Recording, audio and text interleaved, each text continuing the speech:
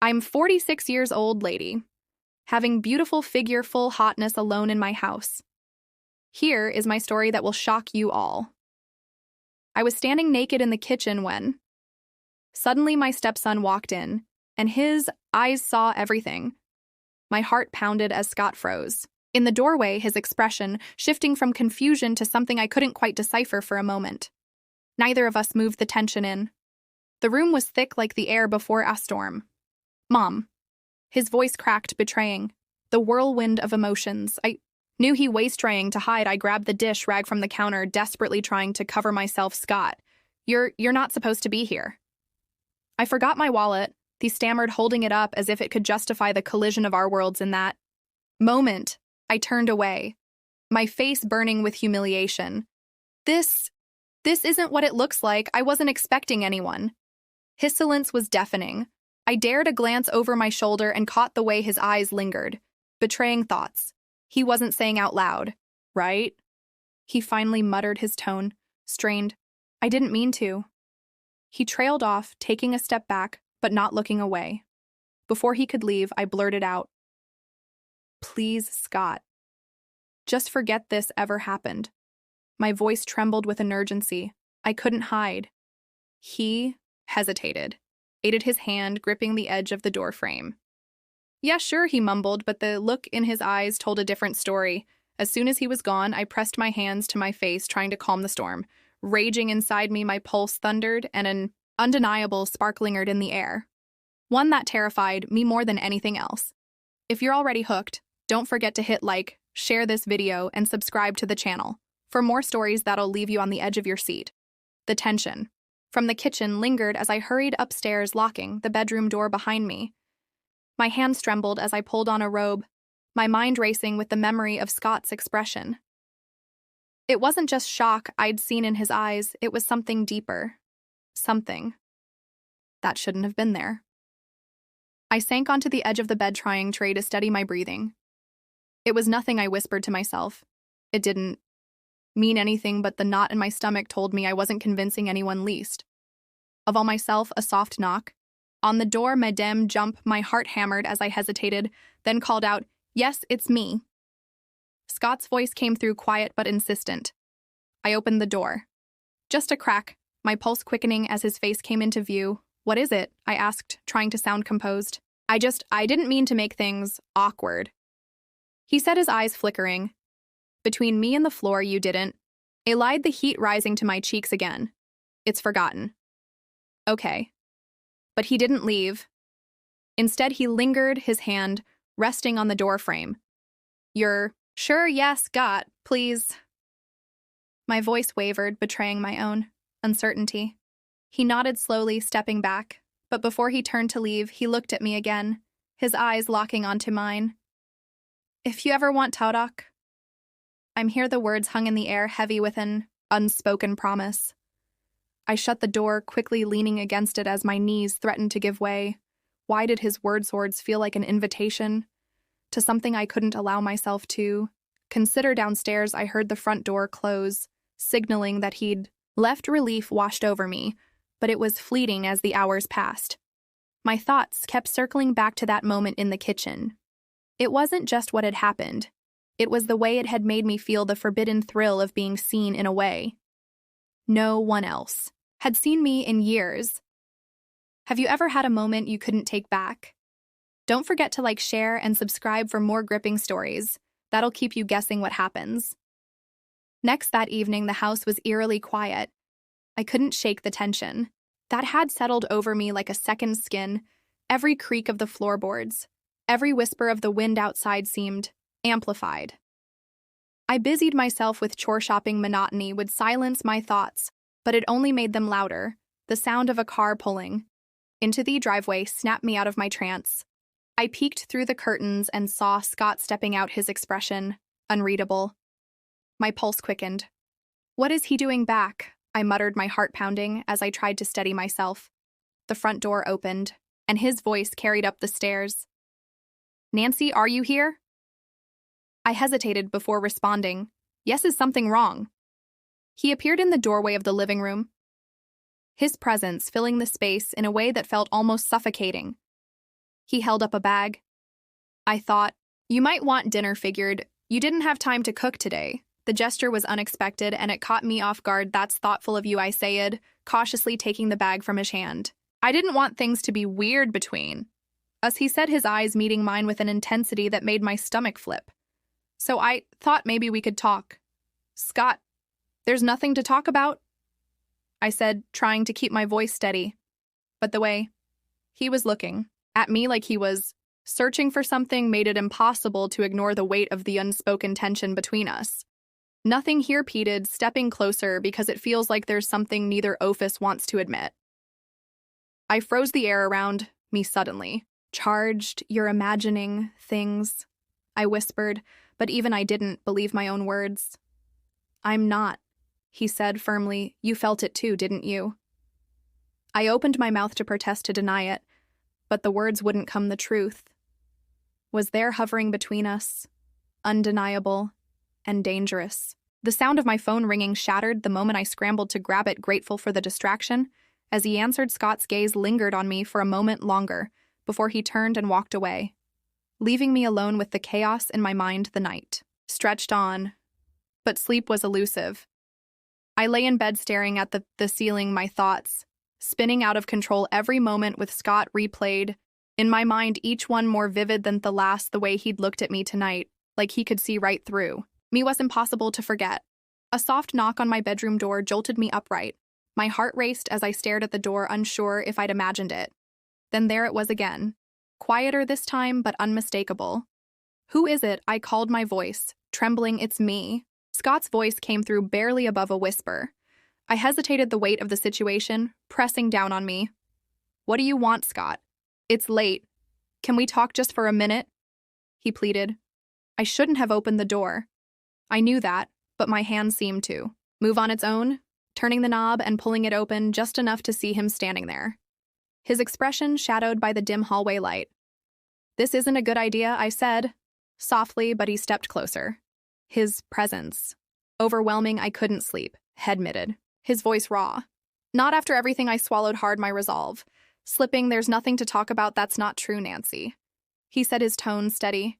You felt it too in the kitchen tonight, every time we're in the same room. It's there, his words cut through my defenses, leaving me exposed. Scott, we can't do this, I whispered, though my voice lacked conviction. I'm not asking for anything, he said, his eyes searching mine. I need to know I'm not crazy, that it wasn't all in my head. For a moment, the world seemed to stop. The walls I built around myself crumbled, and before I could think, the truth spilled out. You're not crazy. The confession hung in the air, electric and irreversible. He stepped closer, so close I could feel the warmth of his breath against my skin. I don't want to hurt anyone, I said, my voice barely audible. Neither do I, he replied, his tone heavy with meaning. We stood there, caught in a moment we both knew we couldn't take back. The next morning, sunlight streamed through the windows, but the warmth did little to chase away the heaviness. Lingering in the house, I moved through my routine in a haze, hoping the day would bring some clarity, but all I felt was a deeper sense of unease. Scott was in the kitchen when I came downstairs, head glanced up as I entered, his expression a careful mix of calm and curiosity. Good morning, he said. His tone unusually soft. Morning, I replied, avoiding his gaze as I poured myself a cup of coffee. The silence between us was thick, yet neither of us made an effort to break it. Finally, he spoke, his voice cutting through the tension like a blade. About last night, I froze, my fingers tightening around the mug. Scott, please, we don't need to talk about it. Yes, we do, he insisted, stepping closer. I can't just pretend it didn't happen. You have to, I said, firmly, forcing myself to meet his gaze. There's no other choice, he shook, his head a flicker of frustration crossing his face. How can you say that after everything? Because it's the truth, I replied, my voice trembling. We can't do this, Scott. It's wrong, he echoed, his tone laced with disbelief, or just complicated. His words struck a nerve, and I felt my resolve weakening. Both, I admitted, barely above a whisper. Scott stepped even closer, his eyes locking onto mine. Then why? Does it feel so impossible to ignore? I didn't have an answer. The truth was, I'd been asking myself the same question, And no matter how hard I cried I couldn't come up with an explanation that satisfied the storm of emotions inside me. The sound of a car pulling into the driveway broke the spell between us. My husband was home. Panic surged through me. As I stay back, creating a safe distance between us, you need to leave, I said, quickly, my voice urgent. Scott's jaw tightened, but he nodded. This isn't over, he said quietly before walking past me and heading out the back door as the front door opened and my husband's cheerful greeting filled the house. I forced a smile and braced myself for the weight of the secret I now carried. The lines are blurring and secrets are piling up. What will happen next? Hit like, share, and subscribe to stay tuned for the next explosive twist. That evening, the house felt like a pressure cooker. The weight of unspoken words and hidden emotions threatening to explode. My husband, oblivious to the storm brewing beneath the surface, sat on the couch engrossed in a sports broadcast. I busied myself in the kitchen, hoping the clatter of dishes would drown out my thoughts. But every sound, every shadow seemed to amplify the tension in the room. Scott hadn't come downstairs since my husband's return, and I silently prayed it would stay that way. Just as I allowed myself to relax, I heard footsteps approaching. My heart sank as Scott walked in his presence, immediately drawing my husband's attention. There's the man of the hour, my husband said cheerfully. How's the project going? Scott glanced at me before responding. Good, it's coming. Along the conversation carried on the casual banter between them, feeling like a cruel twist of fate. I kept my head down, focusing on the task at hand, until my husband's laughter broke through my thoughts. You should take a break sometime, Scott, he said, clapping him on the shoulder. You've been working so hard. Scott's eyes flickered toward me, a shadow of something unspoken passing between us. Maybe I will, he said, his tone neutral. Well, I'm heading to bed, my husband announced, stretching as he stood. Don't stay up too late. As soon as he left the room, the atmosphere shifted. The air grew heavy, charged with attention. Neither of us dared to acknowledge out loud. You shouldn't be here, I said, quietly, my voice barely above a whisper. Scott leaned against the counter, his expression unreadable. It's my house too, remember. His words stung, a sharp reminder of the complicated dynamic we were trapped in. Please, I said, turning to face him. Don't make this harder than it already is. I'm not trying to, he said softly, his eyes searching mine. But every time I see you, it's like I can't breathe, and I know you feel it too. I opened my mouth to protest, but the words caught in my throat. He stepped closer, his proximity overwhelming. Tell me, you don't feel? He said, his voice steady but filled with emotion. I can't. I admitted, the confession slipping out before I could stop it. For a moment we stood there, the silence between us louder than any words. Then the faint creak of the floorboards upstairs snapped us both back to reality. We can't do this, I whispered, stepping away. I know, he said, his voice laced with regret. But it doesn't change. Anything. The days that followed were a blur of stolen glances, unspoken words, and suffocating tension. Every interaction with Scott felt like walking a razor's edge, and every moment around my husband was laced with guilt. I knew the walls were closing in, yet I couldn't seem to stop myself from spiraling deeper. One night, as my husband announced he'd be working late, a sense of foreboding settled over me. The house was eerily quiet after he left, the kind of silence that amplifies every thought, every heartbeat. I retreated to my room, hoping to lose myself in a book, but the knock of my door shattered any illusion of calm. Come, and I said, already knowing who it was. Scott stepped inside, his expression unreadable. He closed the door behind him, leaning against it as if bracing himself. We need to talk, he said, his voice firm but not unkind. Scott, please, I began, but he held up a hand, cutting me off. No, Nancy, this can't go on. I can't keep pretending everything's normal when it's not. I set the book aside, my hand trembling. What do you want me to say? That I feel it too. That I think about you every second I'm awake and dream about you every second I'm not. What difference does it make? He crossed the room in 2 swift steps, his intensity leaving me breathless. It makes every difference, he said, because if you feel even half of what I do, then we owe it to ourselves to figure out what this is. Tears welled in my eyes as I shook my head. There's nothing to figure out. We both know this is impossible. Impossible doesn't mean it's not real, he countered, his voice low and steady. I turned away, unable to face the weight of his gaze.